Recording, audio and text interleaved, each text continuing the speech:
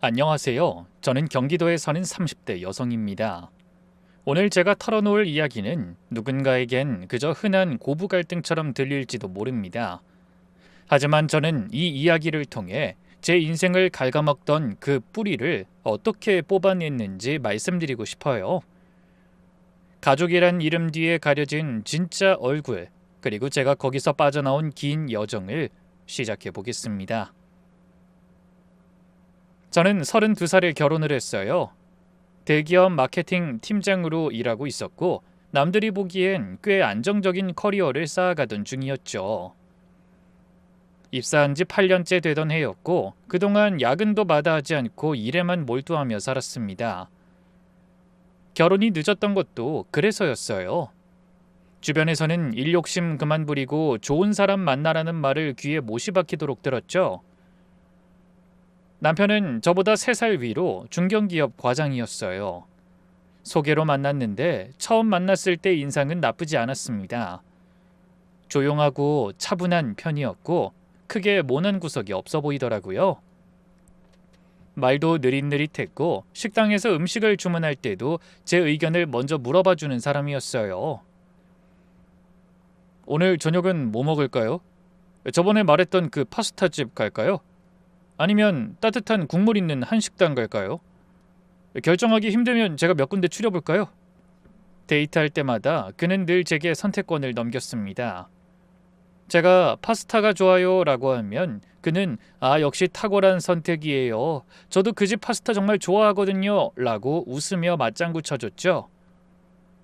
무엇을 먹을지 어디를 갈지 심지어 영화 한 편을 고를 때조차 그는 늘 당신이 좋으면 나도 좋아요 라는 말로 일관했습니다. 그때 저는 그 모습이 세심한 배려인 줄로만 알았습니다. 말도 느릿느릿했고 식당에서 음식을 주문할 때도 제 의견을 먼저 물어봐주는 사람이었으니까요. 그런 모습이 저는 다정함이라고 생각했습니다.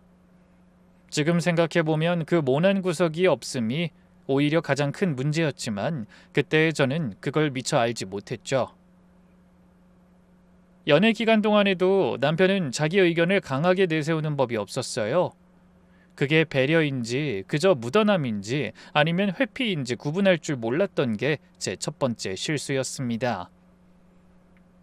그렇게 연애 2년 끝에 저희는 결혼을 하게 되었어요.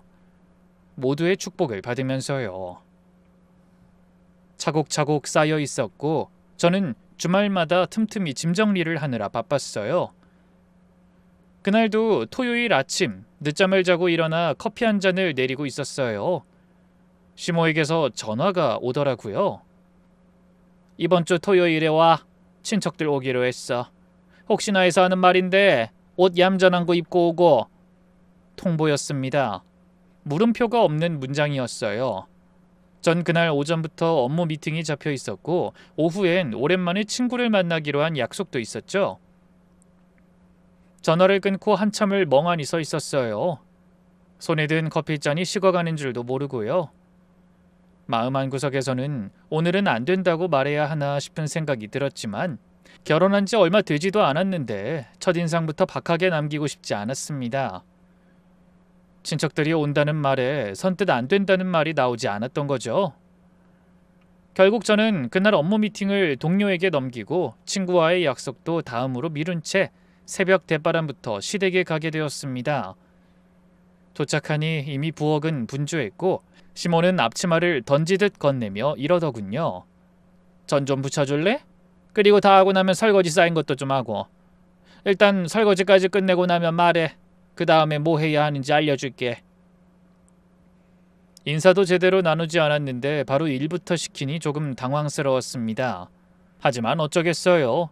아직 못 모르는 세대기니 시어머니가 하라고 하면 해야죠. 전 그날 하루 종일 음식을 나르고 처음 보는 친척들 앞에서 내내 웃는 얼굴을 유지했죠. 새댁이 참 야무지네. 음식 솜씨가 좋다. 애는 언제 가질 거냐? 라는 말들이 쉴 새 없이 쏟아졌고 저는 그저 웃으며 고개를 끄덕이는 게 전부였습니다. 얼마나 웃었는지 입가에 결혼식에서도 일어나지 않은 경련이 다 일어나더라고요. 그렇게 힘든 시간을 보내고 집으로 돌아오는 길 차 안에서 저는 창밖만 멍하니 바라봤습니다. 어두워진 도로 위로 가로등 불빛이 스쳐 지나가는 걸 보면서 왜인지 모를 불안한 마음이 차올랐어요. 그래서 저는 남편에게 확실히 못 받게 되었어요. 여보, 앞으로는 미리 얘기해줬으면 좋겠어. 나도 일정이 있으니까. 오늘 미팅 동료한테 넘기느라 얼마나 미안했는지 알아? 남편은 잠깐 머뭇거리더니 운전대를 잡은 채로 제 손을 툭 쥐더군요. 미안, 내가 미리 얘기했어야 했는데 다음엔 그럴게. 근데 우리 엄마가 너 많이 보고 싶어 하시거든. 딸처럼 생각하신다니까 너무 서운하게 받아들이지 마. 서운한 건 둘째치고 진짜 힘들었어. 새벽부터 저녁까지 제대로 한번 앉지도 못하고 일만 하는 거 봤잖아. 당신도 그래. 어떻게 나 혼자 그렇게 고생하는 걸 보고만 있어? 난 한 번이라도 도와주러 오지는 않을까 했는데 끝까지 보고만 있더라? 그랬나? 나도 모르게 습관처럼 가만히 있었나 봐. 미안해. 앞으로는 더 신경 쓸게. 정말 미안해. 화 풀어. 응? 우리 오늘 고생했으니까 가다가 떡볶이라도 사갈까? 그 말에 저는 피식 웃음이 나왔습니다. 떡볶이 한 봉지로 풀릴 화는 아니었지만 그땐 그 말이 위로처럼 들렸어요. 남편이 미안하다고 했고 앞으로 신경 쓰겠다고 했으니까요. 그런데 지금 돌이켜보면 그 짧은 대화 안에 앞으로 벌어질 모든 일의 패턴이 이미 다 담겨 있었습니다. 사과는 늘 짧았고 약속은 늘 지켜지지 않았으며 결론은 늘 제가 화를 풀어야 하는 걸로 끝났으니까요. 그 뒤로 주말이 사라지기 시작했어요. 한 달에 2번이던 시댁 방문이 어느새 매주가 되었고 시모의 호출은 점점 더 다양한 형태로 진화했습니다. 김장철엔 당연히 와야 했고 제사엔 전날부터 내려가야 했으며 시부의 생신에는 제가 직접 요리를 준비해 가야 했죠. 남편이 함께 도와주겠다던 약속은 2번째 방문부터 흐지부지 되더라고요. 3번째 방문쯤엔 그 약속 자체가 없었던 일처럼 되어 있었습니다. 남편은 시댁에만 가면 거실 소파에 반쯤 누워 시부와 TV를 보는 게 일상이 되었어요. 저는 부엌에서 설거지를 하다가 가끔 거실 쪽을 흘끗 쳐다봤는데 남편이 너무도 편안한 얼굴로 앉아있는 모습을 볼 때마다 속에서 뭔가가 부글부글 끓어올랐습니다. 집으로 돌아오는 길 차 안에서 저는 꼭 참았던 말을 꺼냈습니다. 여보, 아깐 좀 너무한 거 아니야? 도와준다고 했었잖아. 난 주방에서 나오지도 못하고 있는데 당신은 어떻게 TV 리모컨만 잡고 있어? 그게 도와주는 거야? 외면하는 거지? 한 번이라도 와서 전 좀 붙여주거나 설거지라도 거들었으면 좋았잖아. 제 말에 남편은 운전대를 꽉 쥐며 짜증 섞인 한숨을 내뱉었습니다. 아, 진짜 나보고 도대체 어쩌라는 거야? 내가 부엌에 가서 뭘 좀 하려고 하면 엄마가 사내 자식이 어딜 부엌에 들어오냐고 눈치를 주는데 내가 거기서 어떻게 해? 내가 도와주려고 하면 엄마가 싫어하시고 가만히 있으면 당신이 뭐라고 하고 나보고 진짜 어쩌라는 거야? 남편은 억울하다는 듯 목소리를 높였습니다. 어머니 눈치를 핑계로 삼아 결국 자신의 방관을 정당화하는 그 태도. 그 말을 듣는 순간 전 깨달았습니다. 그가 부엌에 들어가지 못하는 건 어머니 때문이 아니라 애초에 제 고생을 자신의 일로 생각하지 않기 때문이라는 걸요. 그날 이후 저는 남편에게 기대하는 마음을 하나둘씩 접어두기 시작했습니다. 다정했던 연애 시절의 모습은 온데간데 없고 자기 합리화로 가득 찬 껍데기만 남은 기분이었죠. 그렇게 남편에 대한 실망과 분노가 켜켜이 쌓여가던 어느 명절이었습니다. 그날도 저는 새벽부터 시댁에 내려가 차례 준비를 도왔습니다. 전을 부치고 나무를 묻히고 상을 차리고 설거지를 하고 몸이 10개라도 모자랄 판이었는데 남편은 그날도 어김없이 거실에 앉아 있었어요. 차례를 마치고 나서야 저는 겨우 앞치마를 풀었습니다. 그리고 조심스럽게 말을 꺼냈죠.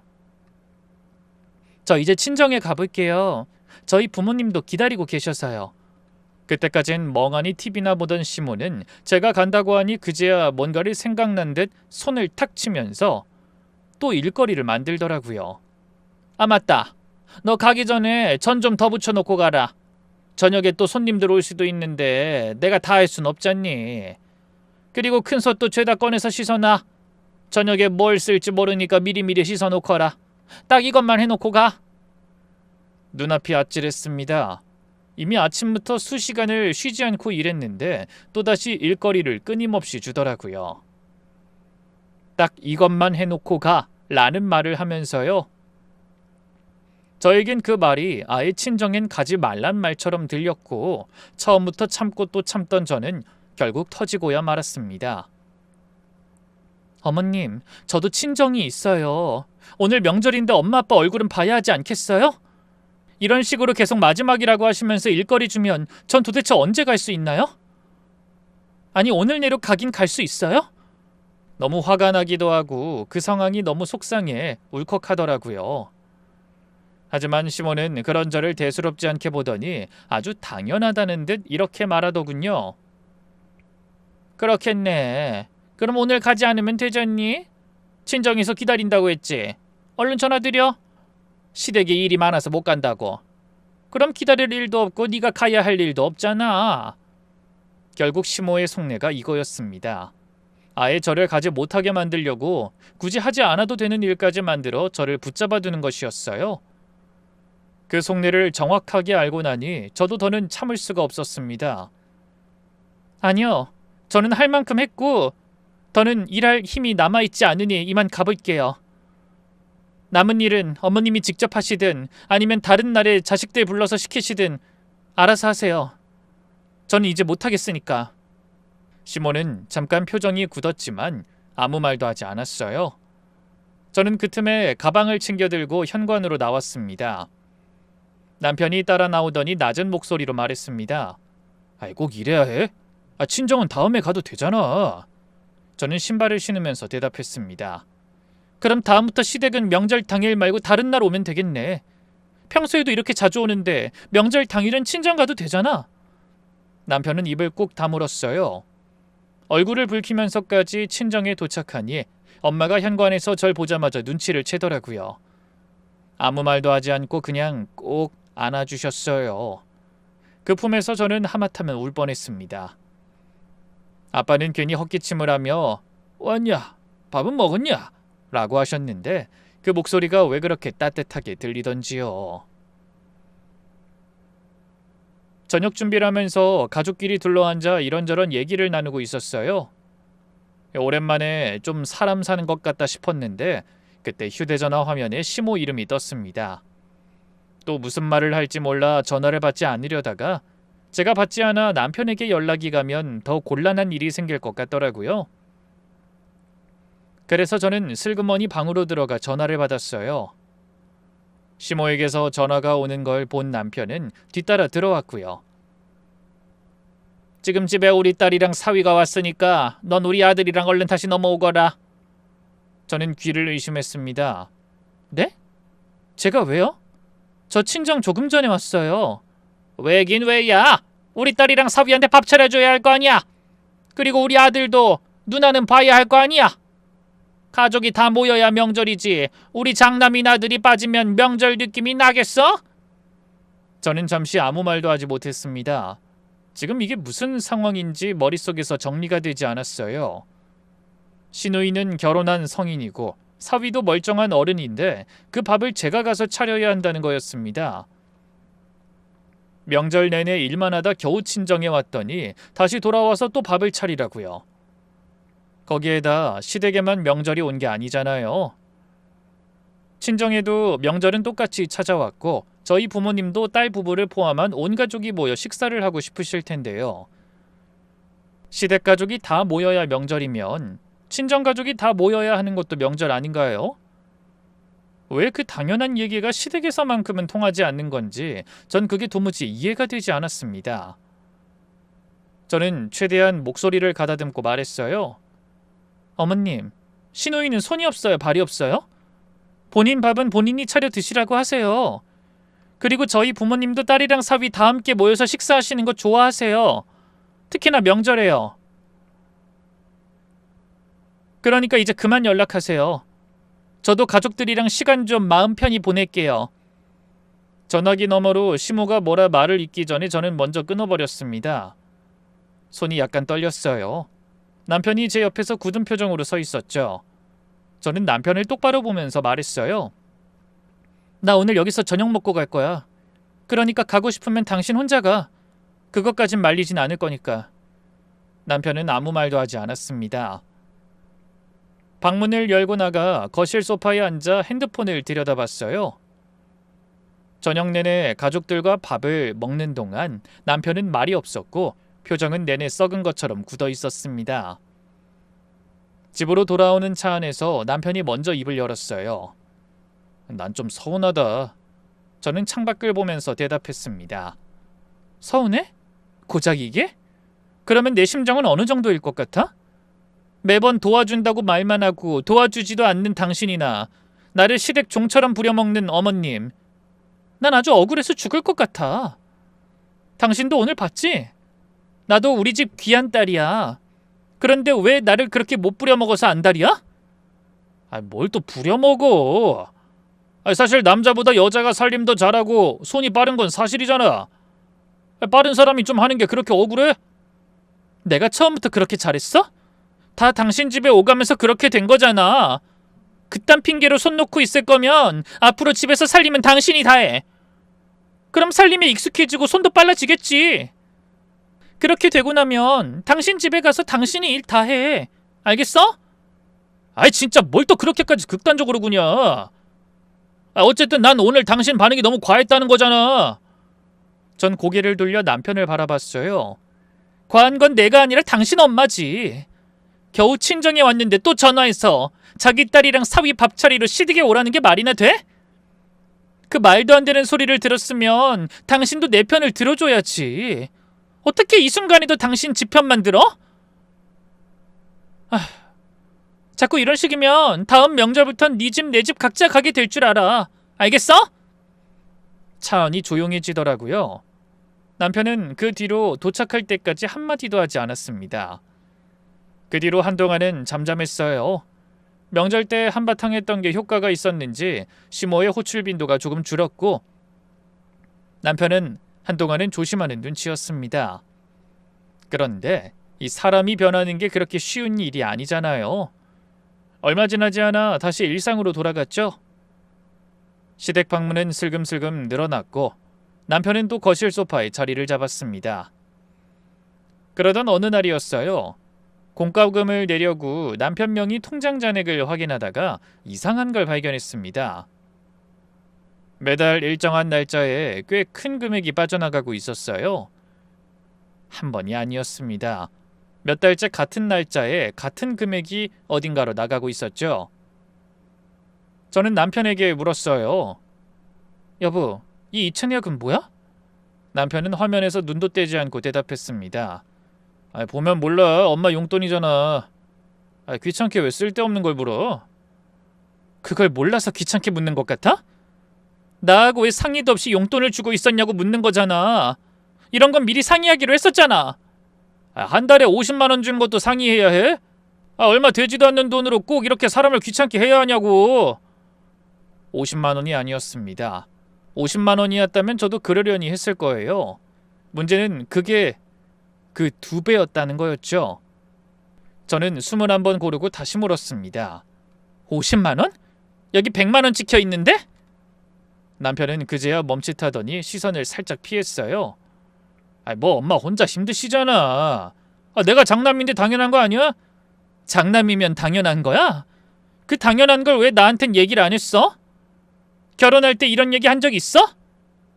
진짜 꼭 이렇게 따져야 해? 엄마한테 용돈 드리는 게 그렇게 큰 문제야? 저는 더 이상 말을 잇지 않았습니다. 분노가 없어서가 아니었어요. 이 대화가 어디로도 이어지지 않을 거라는 걸 이미 알고 있었으니까요. 남편에게 시모는 논리 밖에 있는 존재였습니다. 어떤 말을 해도 결국 장남이니까, 효도니까로 끝났고 저는 이제 그 말에 무슨 말을 얹어 싸우는 것도 지친 상황이었죠. 그러던 어느 날이었습니다. 회사에서 승진 기념으로 큰맘 먹고 고가 로봇 청소기를 주문했어요. 야근을 밥 먹듯 하며 모은 인센티브를 보태서 장만한 저한텐 의미가 남다른 물건이었죠. 오늘 배송된다고 해서 퇴근길 내내 설레는 마음으로 집에 돌아왔는데 현관문을 열자마자 뭔가 이상했습니다. 거실이 너무 조용했어요. 분명히 배송 완료 문자까지 받았는데 있어야 할 자리에 아무것도 없었죠. 처음엔 제가 잘못 본 줄 알고 2번, 3번 둘러봤습니다. 소파에 누워 TV를 보고 있는 남편에게 물었어요. 자기야, 오늘 로봇 청소기 배송됐다고 문자 왔는데 어딨어? 남편은 리모컨을 만지작거리며 아무렇지 않게 대답했습니다. 아, 그거? 엄마가 보시고는 누나 신혼집에 딱이라고 하시더라고. 마침 누나가 새살림 시작하면서 청소기가 없다고 했거든. 오늘 배송되자마자 누나한테 가져다 줬어. 저는 잠깐 아무 말도 하지 않았어요. 배송되자마자요? 제가 퇴근하기도 전에 제가 한번 보지도 못한 채로 그냥 가져가 버린 거였습니다. 분노가 머리끝까지 치밀어 올랐죠. 당신 지금 미쳤어? 왜 말도 없이 남의 물건을 마음대로 가져가? 당장 형님한테 전화해서 가져오라고 해. 지금 당장! 아, 진짜 사람 피곤하게 하네. 가족끼리 좀 나눌 수도 있는 거 아니야? 누나도 이제 막 시작하는 입장인데 그렇게 빡빡하게 굴어야 속이 시원해? 가족끼리 나눈다고? 도와주고 싶으면 직접 사주면 되잖아. 왜 내가 산 걸 허락도 없이 줘? 이건 돈도 돈이지만 내가 한번 보지도 못했잖아. 당장 가져와.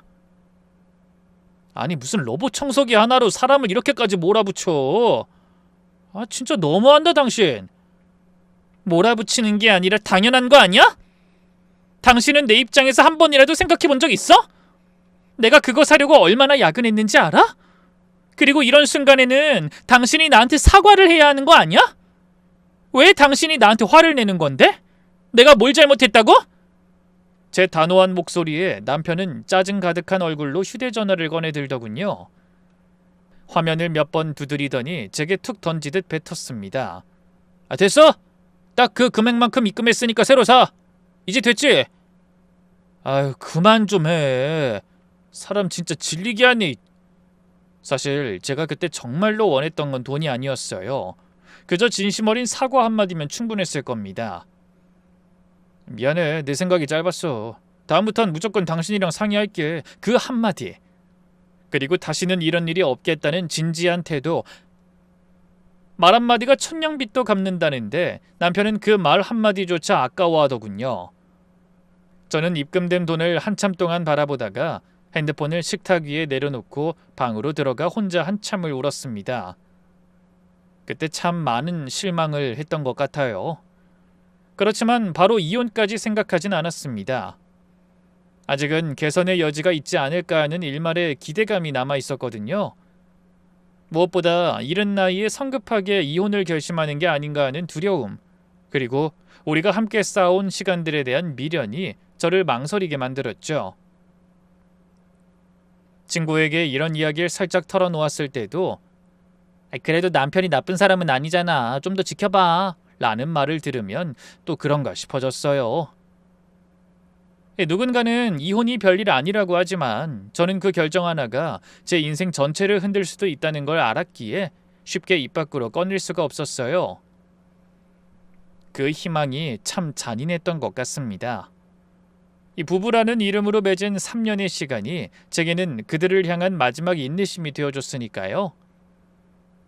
그렇게 껍데기뿐인 평화를 유지하던 어느 날 시누이가 등장하며 제 인내심의 바닥을 여지없이 드러내 보이더군요. 시누이를 처음 만난 건 결혼 전 상견례 자리에서였습니다. 첫인상은 나쁘지 않았어요. 밝고 활달한 편이었고 말도 잘 통할 것 같다 싶었죠. 그런데 결혼하고 나서 시댁을 오가다 보니 상견례 때 그 사람이 맞나 싶을 정도로 달라 보이더라고요. 시댁에서 시누이는 완전히 다른 사람이었습니다. 저를 대하는 태도가 묘하게 아랫사람 부리듯 했어요. 처음엔 제가 예민한 건가 싶어서 그냥 넘겼습니다. 그런데 한 번은 집안 행사에 제가 새로 산 가방을 들고 간 적이 있었어요.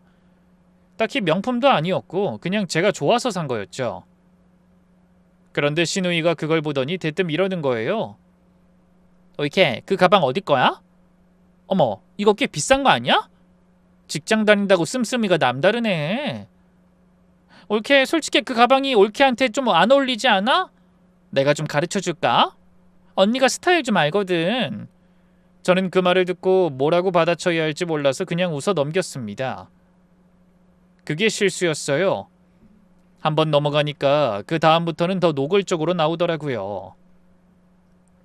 시댁에 올 때마다 제 옷차림, 머리 화장에 한마디씩 얹었습니다. 항상 가르쳐준다는 식이었어요. 근데 그게 조언이 아니라 면박이었죠. 그래도 여기까진 그런대로 참을 수 있었습니다. 기분은 나쁘지만 흘려들으면 그만이었으니까요.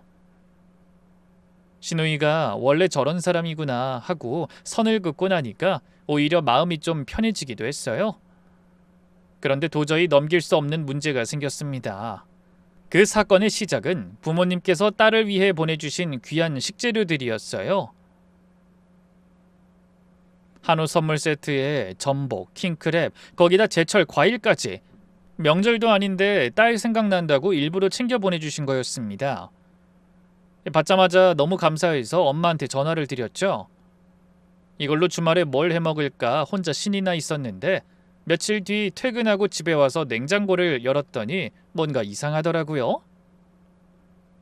분명히 가득 채웠던 것들이 감쪽같이 사라져 있었습니다. 처음엔 제가 잘못 본 줄 알고 냉장고 이칸저칸을 다 뒤졌어요. 없었습니다. 킹크랩의 그 묵직한 박스도 한우 세트의 고급스러운 포장도 온데간데 없었죠. 심장이 쿵 하고 내려앉더군요. 주말에 부모님과 영상통화하며 맛있게 먹을 생각에 설레던 제 마음이 순식간에 차갑게 얼어붙었습니다. 소파에 누워 TV를 보고 있는 남편에게 다가가 떨리는 목소리로 물었습니다. 여보, 냉장고에 있던 식재료들 다 어디 갔어? 한우랑 킹크랩, 전복들 말이야. 내가 퇴근하고 오면 정리하려고 그대로 뒀잖아. 남편은 리모컨을 만지작거리며 마치 아주 사소한 일을 말하는 사람처럼 무심하게 대꾸하더군요. 아, 누나가 가지고 갔나 보다. 오늘 누나가 이 근처에 왔는데 날이 더워서 우리 집에서 좀 쉬다 가도 되냐고 연락이 왔거든. 그래서 그냥 알겠다고 했었지. 비밀번호도 알려줬고. 그때 냉장고 열어보고 다 가지고 갔나 보네. 그 말을 듣는 순간 온몸의 피가 차갑게 식는 것 같았습니다. 제가 없는 낮 시간, 제 사적인 공간인 안방과 거실을 그들이 마음대로 휘젓고 다녔다는 사실은 도저히 용납할 수 없는 모욕이었습니다. 게다가 내 허락도 없이 현관 비밀번호를 공유했다는 것을 마치 친구 집에 놀러가라는 것처럼 가볍게 말하는 남편의 그 뻔뻔함은 저를 기가 막히게 만들었죠. 더 화가 나는 건 누나가 제 물건을 다 털어갔는데도 가져갔나 보네 라며 아무 일도 아닌 듯이 구는 그 방관자적인 태도였습니다. 분노가 턱 밑까지 차올라 손이 부들부들 떨렸습니다. 저는 남편을 똑바로 노려보며 낮게 읊조렸죠. 당신 지금 제정신이야? 내가 없는 사이에 당신 누나가 우리 집 비밀번호를 누르고 들어와서 내 살림을 마음대로 뒤져? 이건 주거침입이야. 그리고 당신은 그 범죄를 방조한 공범이고. 남편은 어이가 없다는 듯 헛웃음을 치며 절 쳐다보더군요. 아니, 친누나가 좀 쉬다 간다는데 그게 그렇게까지 화낼 일이야? 날도 더운데 가족끼리 좀 나눌 수도 있는 거잖아. 왜 그렇게 빡빡하게 구냐? 그 순간 깨달았습니다. 더 이상 이 사람과는 대화라는 게 불가능하다는 것을요. 저는 싸우거나 화내는 것조차 아깝다는 생각이 들었습니다. 똑똑히 들어. 앞으로 내 허락 없이 이 집 비밀번호 누르고 들어오는 일 단 한 번만 더 있으면 그날로 우린 끝이야. 누나한테 전화해서 당장 가져간 거 돌려놓으라고 해. 안 그럼 경찰 불러서 주거침입으로 고소할 거니까. 저는 남편의 대답을 들을 틈도 없이 현관 도어락 비밀번호를 그 자리에서 바꿔버렸습니다. 남편은 당황해서 너 진짜 왜 이래? 사람이 정이 없네 라며 소리쳤지만 저는 차갑게 쏘아붙였죠. 정이 없는 게 아니라 당신들 때문에 내 인내심이 바닥난 거야. 이제부터 이 집엔 당신 마음대로 누군가를 들일 생각은 꿈도 꾸지 마. 남편은 내 눈빛이 심상치 않다는 걸 느꼈는지 그제야 입을 꾹 다물더군요. 하지만 침묵하고 있는 그 얼굴을 보니 더 화가 났습니다. 여전히 속으로는 아내가 예민하게 군다며 제 탓을 하고 있을 그 비겁함이 훤히 들여다 보였으니까요. 그 일이 있고 나서 한동안 남편과 저 사이에는 팽팽한 긴장감이 흘렀습니다. 남편은 제가 도어록 비밀번호를 바꾼 것에 며칠 동안 토라져 있었어요. 밥을 먹으면서도 잠자리에 들면서도 말 한마디 없이 등을 돌리고 누웠죠. 저는 그 침묵이 전혀 불편하지 않았습니다. 오히려 편했어요. 싸우는 것도, 달래는 것도, 설명하는 것도 이제는 지쳐 있었으니까요. 그러던 어느 날 저녁이었습니다. 남편이 조심스럽게 말을 꺼냈어요. 저기 나 할 말이 있어. 뭔가 싸한 느낌이 들었습니다. 남편이 저렇게 조심스럽게 말을 꺼내는 경우는 딱 두 가지였거든요. 시댁 관련 부탁을 할 때, 아니면 돈 얘기를 할 때였죠. 남편은 식탁 위에 놓인 제 손을 힐끗 보더니 마른 침을 삼키며 입을 열었습니다. 엄마가 요즘 몸이 많이 안 좋으셔. 어제 검사 받으셨는데 결과가 좀 안 좋게 나왔거든. 그래서 말인데 급하게 좀 큰 돈이 필요할 것 같아. 저는 젓가락을 내려놓고 남편을 가만히 바라봤습니다. 미운정 고운정이 다 된 부부 사이인데 남편의 엄마가 아프다는 말에 심장이 덜컥 내려앉더군요. 그쯤에 이혼을 하루에 12번씩 떠올릴 때라도 우선은 사람이 우선이었으니까요. 몸이 어디가 안 좋으신데? 결과가 어떻게 나왔는데? 많이 심각해? 남편은 제 반응에 안도했는지 구체적인 병명과 수술 이야기를 늘어놨습니다. 저는 걱정스러운 마음에 병원비가 얼마나 들어가는지, 우리가 가진 현금이나 대출로 감당할 수 있는 액수인지 꼼꼼히 따져보기 시작했죠. 일단 우리가 당장 구할 수 있는 돈이 얼마인지 계산해 볼게. 너무 걱정하지 마. 필요한 돈 다 알아보고 최대한 맞춰보자.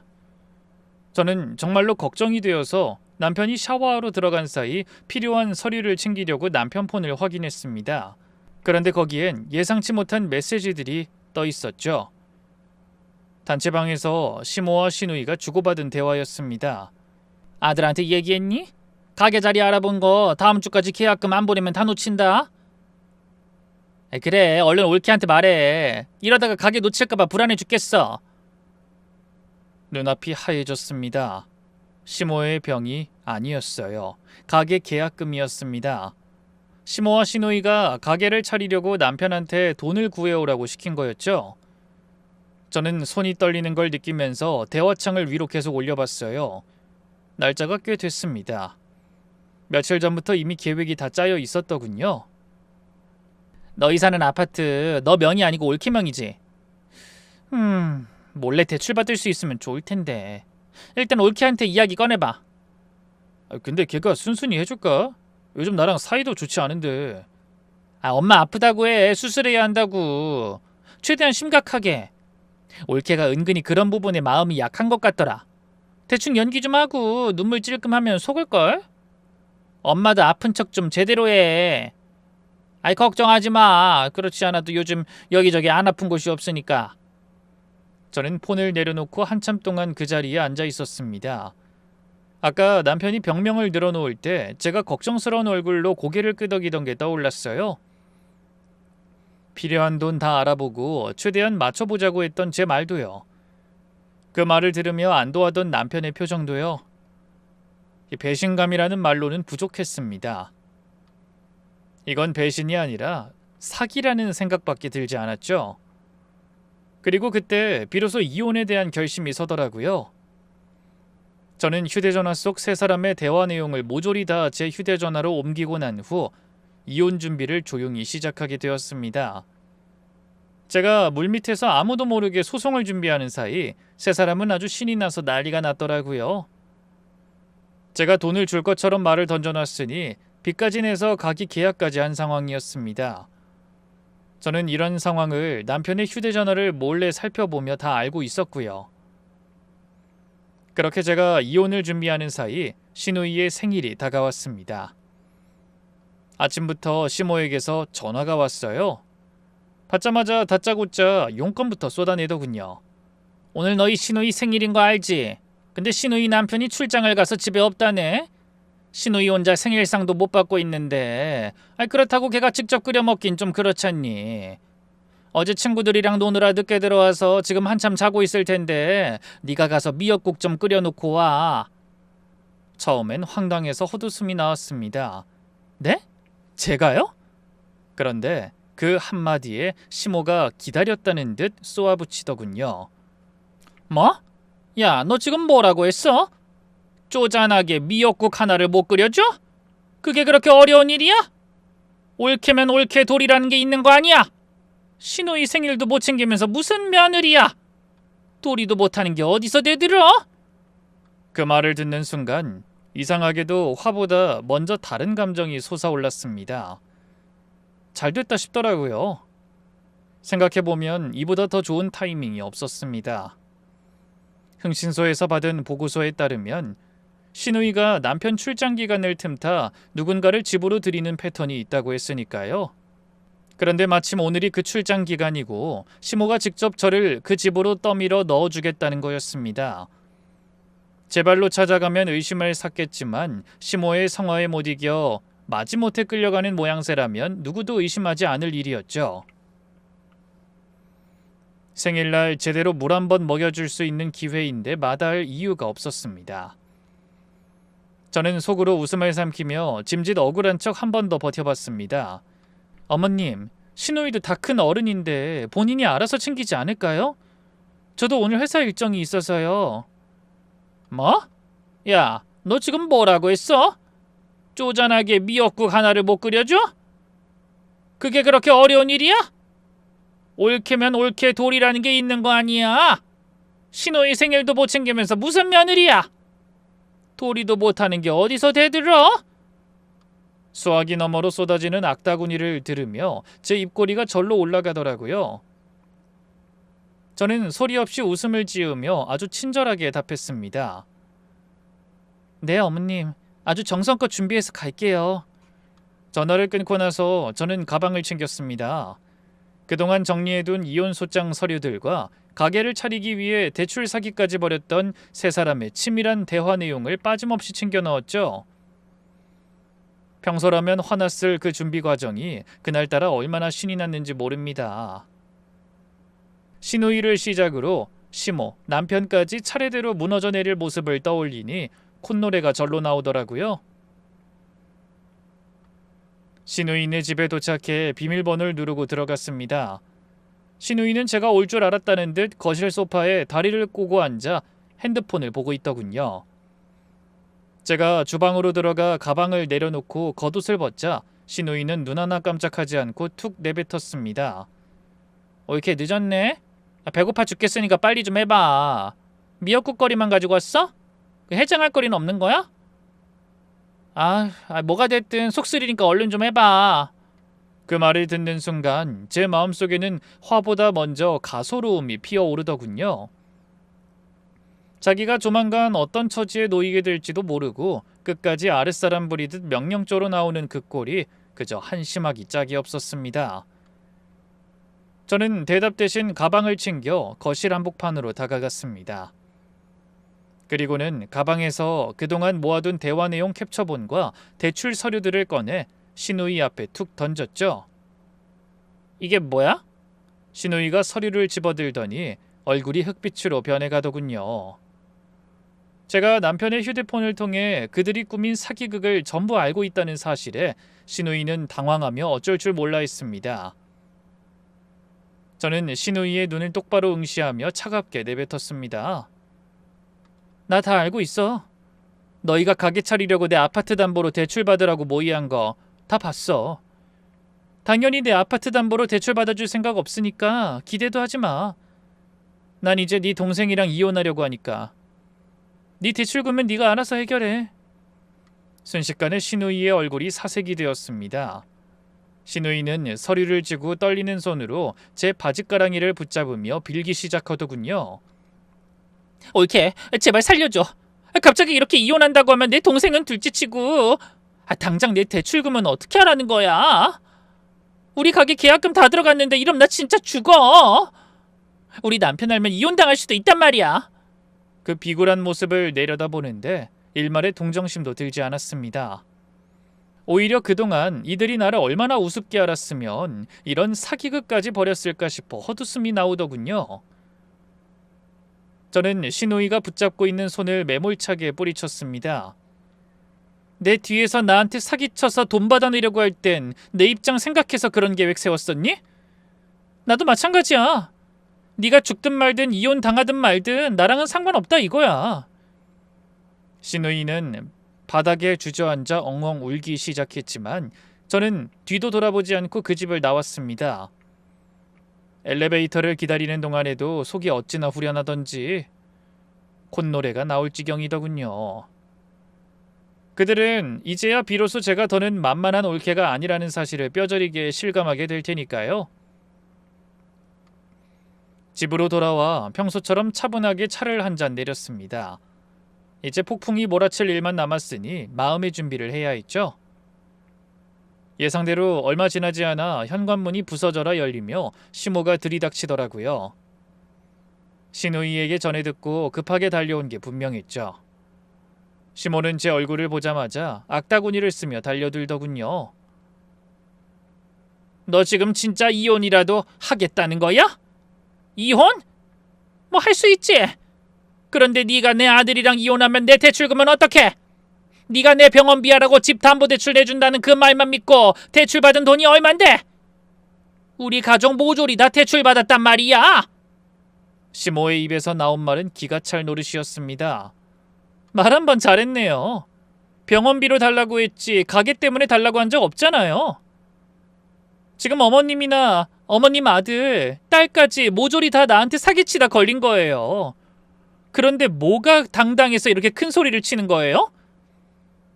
내가 시모보다 더 크게 소리를 지르며 몰아붙이자 시모는 그제야 본인이 지금 화를 내고 따질 상황이 아니라는 걸 깨달은 모양이었습니다. 거세게 몰아치던 기세가 꺾이더니 시모는 그 자리에 털썩 무릎을 꿇고 엉엉 울기 시작했습니다. 아가, 내가 미안하다. 제발 이혼만은 하지 마라. 너 없으면 우리 집 다 망해. 너 믿고 시작한 일인데 이제 와서 이러면 우린 어디 가서 살라고 그러니? 내가 정말 다 잘못했다. 사기니 뭐니 하지 말고 제발 이 상황 좀 어떻게든 수습 좀 해다오. 시모는 바닥에 이마를 찧어가며 비굴하게 빌어댔습니다. 그 모습을 보고 있자니 화가 나는 게 아니라 그저 참담하고 한심하다는 생각뿐이더군요. 아들이 이혼당하게 생겼다는 사실보다 자기들이 저질러 놓은 대출금이 갚기 어려워질까봐 발을 동동 구르는 그 꼴이 딱 그 수준을 보여주는 것 같았습니다. 그때 현관문이 다시 열리며 남편이 들어왔습니다. 집안 상황을 눈치챈 건지 남편은 제 얼굴을 보자마자 바닥에 납작 엎드리더군요. 여보, 내가 다 잘못했어. 내가 미쳤었나 봐. 정말 죽을 죄를 지었어. 이혼만은 하지 말자. 내가 다 해결할게. 제발 한 번만 용서해줘. 남편은 횡설수설하며 내 바짓가랑이를 붙잡고 매달렸습니다. 우리 부부의 미래나 내가 그동안 겪었을 고통 따윈 안중에도 없더군요. 그저 이 결혼이 깨지면 자기들이 벌인 사기극의 대가를 온전히 감당해야 한다는 공포뿐이었습니다. 가족 걱정은 한마디도 없이 오직 자신들의 돈 문제로만 무릎 꿇고 빌고 있는 그 비겁한 꼴을 내려다보니 오히려 속이 다 시원해지더군요. 이제 와서 잘못했어? 내가 그렇게 미안하단 한마디가 듣고 싶을 땐 절대 하지 않더니 이제 와서 미안해? 이미 늦었어. 이젠 네가 해결을 하든 말든 난 네가 싫어. 우리는 무조건 이혼하게 될 거야. 그냥 이혼이 아니라 고소 고발까지 같이. 완전 개막장 이혼 말이야. 그러니까 기대해. 남편과 시모는 제가 내뱉는 말 한마디 한마디에 뼈를 맞은 듯 바들바들 떨며 고개를 들지 못하더라고요. 이처럼 거실에 앉아 애원하는 두 사람을 보니 허탈한 기분마저 들더군요. 그동안 내가 왜 이런 인간들에게 얽매여 마음을 졸였나 싶었습니다. 아, 이 집도 내놨어. 여기서 버티고 있지 말고 나가. 제 말이 끝나자마자 모든 것이 끝났다 싶었는지 완전 대성통곡을 하더라고요. 그런 두 사람을 거실에 그대로 둔 채 미리 챙겨둔 가방을 들고 현관으로 향했습니다. 마지막으로 돌아본 거실은 참 한심해 보이더군요. 돈에 눈이 멀어 사람을 속이고 결국 모든 것을 잃게 된 사람들의 말로가 딱 그거였죠. 문을 닫고 나오는 두 사람의 울음소리와 더불어 서로를 탓하는 싸움 소리가 들려왔고 저는 웃으며 그 문을 쾅 닫아줬습니다. 그 후 소송은 진행되었어요. 소송은 길고 치열했습니다. 하지만 제 손엔 이미 그들의 사기극을 증명할 결정적인 증거들이 차고 넘쳤죠. 남편과 시모, 시누이가 주고받았던 치밀한 대화 캡처본과 금융거래 내역들. 법정에 서서 제 증거들이 하나하나 제시될 때마다 그들의 얼굴은 잿빛으로 변해갔습니다. 재판부는 제 손을 들어줬고 그것은 당연한 결과였습니다. 판결이 확정되고 며칠 뒤 그토록 집착하던 그 아파트에서 짐을 싸들고 쫓겨나던 그들의 모습은 참으로 가관이었습니다. 전 남편은 짐가방 하나 들고 터덜터덜 걸어 나오며 저를 한번 쳐다보더군요. 하지만 이제 그 눈빛에서 느껴지는 건 억울함이나 미련이 아니었습니다. 제게서 뜯어낼 돈줄이 완전히 끊겼다는 사실에 대한 절망, 그리고 당장 갈 곳 없는 자신의 처지에 대한 비참함 뿐이었죠. 가게 계약금으로 들어갔던 돈은 이미 대출 원리금 상환으로 압류되었고 그들은 이제 거대한 빚더미에 앉게 되었다고 하더군요. 전 시모는 사기 혐의로 벌금형과 함께 평생 갚아야 할 채무라는 족쇄를 찾고 전 시누이의 삶은 더 처참한 꼴이 되었죠. 전 시누이의 남편은 아내의 친정 식구들과 공모하여 사기극을 벌였고 결국 빚더미에 앉게 되었다는 사실을 알게 된 직후 곧바로 이혼 소장을 접수했습니다. 전 시누이의 남편이 모든 사실을 알게 된 그날 밤 신혼집은 폭풍이 몰아친 듯 아수라장이 되었다고 합니다.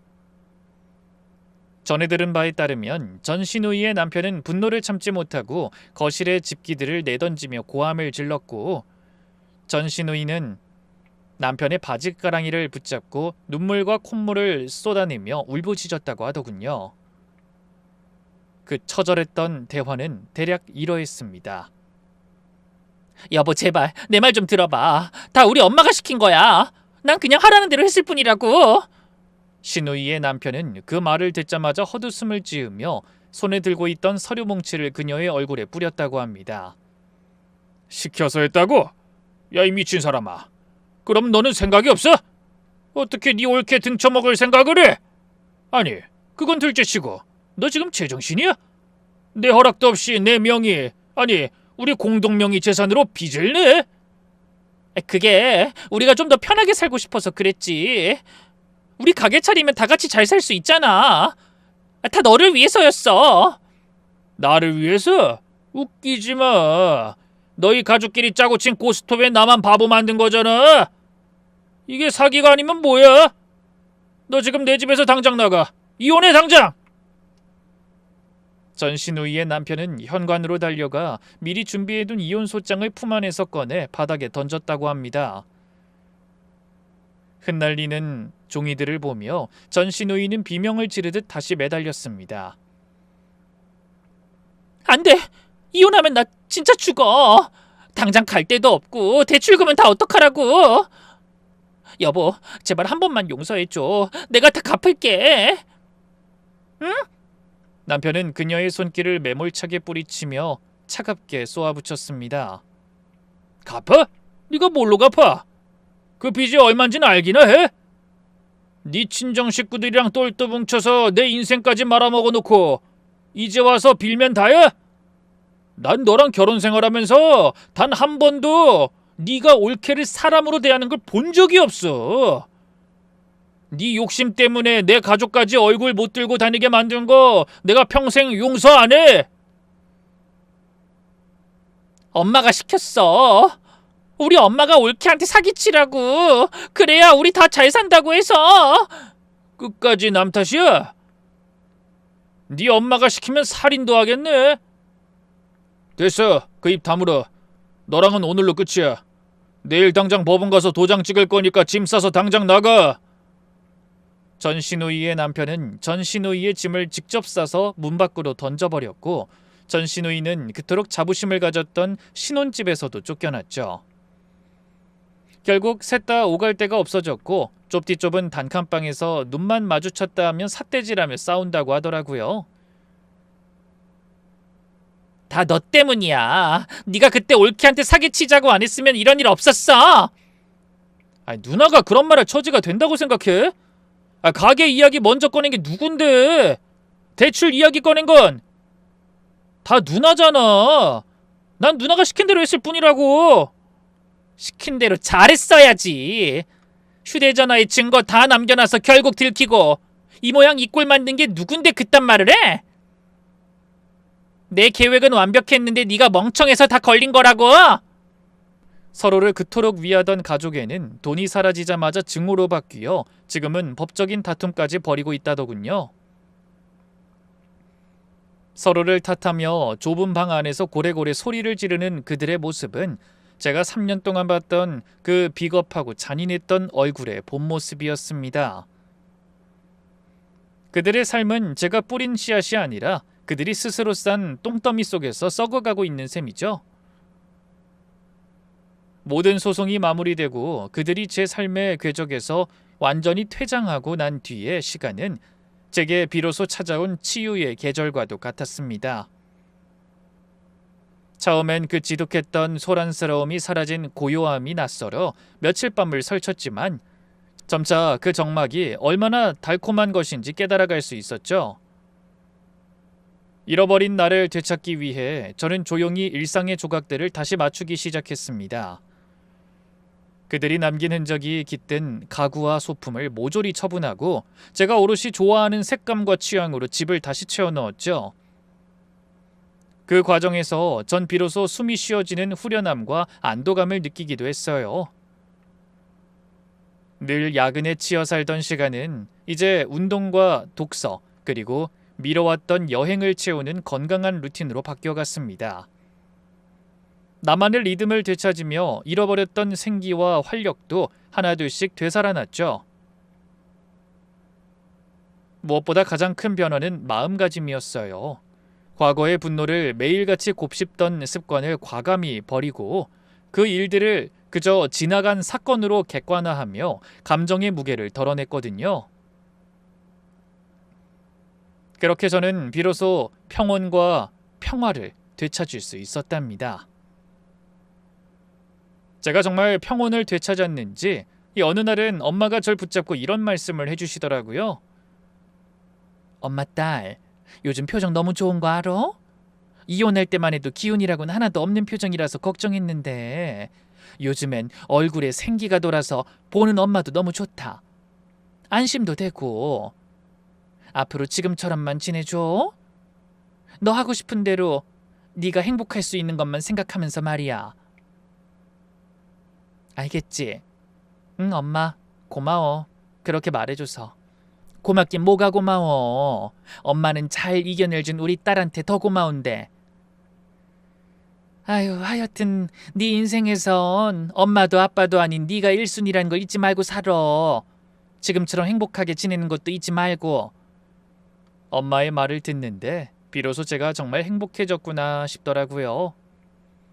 이제는 그 소중한 분들 곁에서 저를 진심으로 아끼고 사랑해주는 내 사람들을 지키며 제 인생을 다시 당당하게 시작해보려 합니다. 제가 이 긴 이야기를 털어놓은 까닭은 혹시라도 어딘가에서 지금 이 순간도 골마가고 있을 누군가에게 작은 용기를 건네고 싶어서였습니다. 이혼은 결코 화려한 승전보가 아닙니다. 내 인생의 한 조각을 도려내야 하는 일이기에 그 과정 자체로 이미 충분히 고통스럽죠. 가족이라는 이름에 얽매여 내가 조금 더 참으면 평화롭겠지라고 자신을 속이며 버티고 계신 분이 있다면 그 인내가 누구를 위한 것인지 진지하게 생각해 보셨으면 합니다. 분명히 말하지만 가족이란 이름이 당신의 존엄보다 귀할 순 없습니다. 마음속에서 문득 이건 아니다 라는 직관이 든다면 그건 당신의 내면이 보내는 마지막 비상배림을 잊지 마세요. 억울한 상황에 감정을 소모하기보다 상대의 악행을 차분히 기록하고 증거로 남겨두는 것이 나를 지키는 가장 현명한 방법입니다. 나를 살리기 위해 선택한 길은 결코 실패가 아니라 가장 위대한 결단임을 기억해 주세요. 지옥 같은 시간을 견뎌낸 저도 이렇게 다시 평온한 삶을 살고 있습니다. 지금 벼랑 끝에 서 있는 것 같은 당신도 저처럼 부디 희망을 놓지 않으셨으면 합니다. 당신은 혼자가 아니며 그 고통의 늪에서 빠져나올 힘은 이미 당신 안에 존재하니까요. 긴 시간 동안 제 사연에 함께 분노해주고 든든한 내 편이 되어준 구독자 여러분께 깊은 감사를 드립니다. 여러분의 앞날에 부당한 오만과 탐욕 대신 서로를 존중하는 정직한 행복만이 가득하길 진심으로 바랄게요. 언제나 건강하시고 오늘도 평온한 하루 보내시길 빌게요. 그리고 꼭 기억해 주세요. 한 번 사는 인생 행복하기에도 부족하다는 것을요. 꼭 행복하세요.